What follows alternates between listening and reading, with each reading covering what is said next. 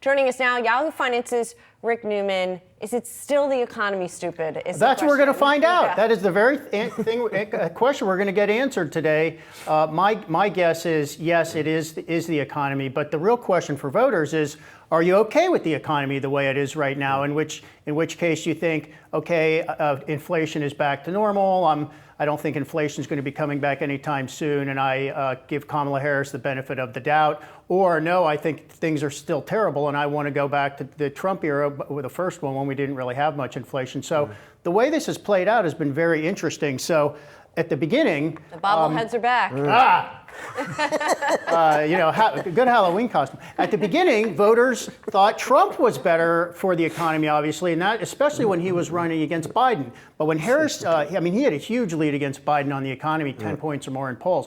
But when Harris came into the race, she's always smiling. She gives off pretty good vibes.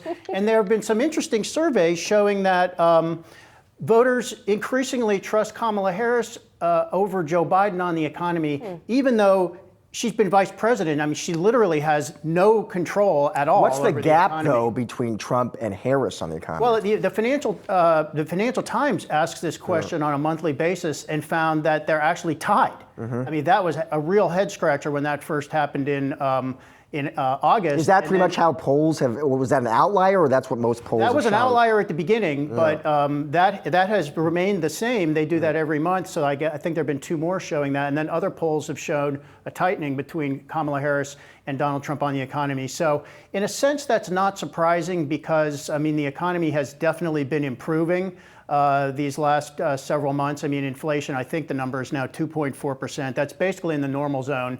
And I've seen some analyses saying that if voters in swing states think about inflation as a percentage, then Harris wins. And if they think about the cumulative price increases under the Obama administration, the Biden administration, then Trump wins. It's that close in terms of how people read this. But there's one other very important measure that people use as a proxy for inflation that's been coming down. Gasoline. That's exactly right. It's got to be gasoline. So which is another thing.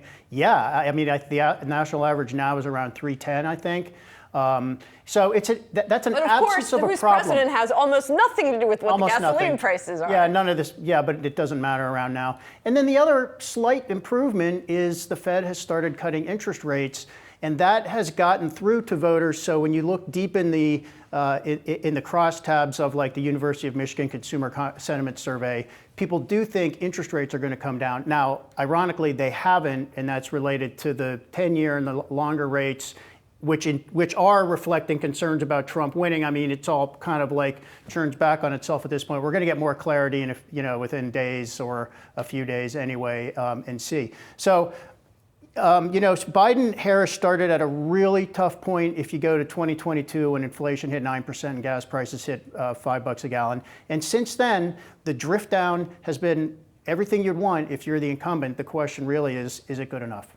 What's the Rick call here? Who wins the Rick this? call is Kamala Harris is going to win. Senate? Senate's going to go Republican, and House is going to go turn Democrat on Harris's coattails.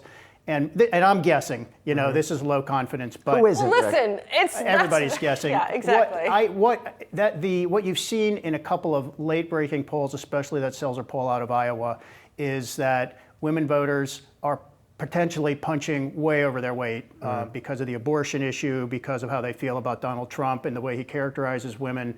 And Harris could get a tailwind from higher women voter turnout than expected, or getting more fence-sitting women voters in the suburbs and other places. So I'm sensing a girl power election here. So Joe Rogan couldn't get the guys to the polls in the same way? Is that what happened? I'm not sure Joe Rogan, he didn't really try that hard. Elon Musk certainly did. Elon Musk has been tweeting, more men need to vote. So if it's girl power versus boy power, I think if women are ever going to get fired up in election, it is 2024, and we will see if that happens. We shall. Rick, thank you, buddy. Appreciate it. Thanks, guys.